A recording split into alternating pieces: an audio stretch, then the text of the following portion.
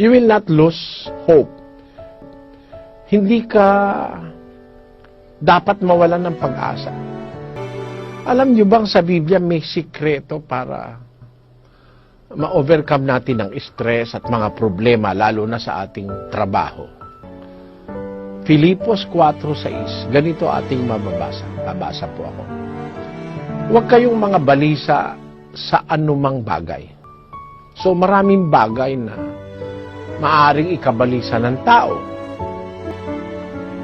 Pagkain, daramitin, iinumin, kabuhayan, pamilya, yung social standing mo, yung community relationships, marami kang pwedeng ikabalisa.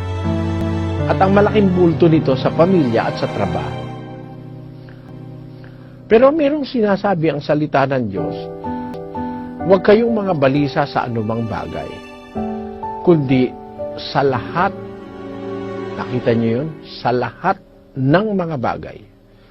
Sa pamamagitan ng panalangin at daing na may pagpapasalamat, ipakilala ninyo ang inyong mga kahilingan sa Diyos. So, ang pinakamaganda sa lahat, pag dumadating ang problema o kabalisahan sa buhay, unang lumapit tayo sa Diyos. Maniwala kayo, may Diyos. Lalapit ka sa tao, maaari kang mabigo. Maaari hindi niya rin kaya yung iyong problema. Pero kung lalapit ka sa Diyos, walang hindi magagawa ang Diyos na itutulong sa iyo. Sabi niya, ipakilala ninyo ang inyong kahilingan sa Diyos. Ibig sabihin nun, mananalangin ka.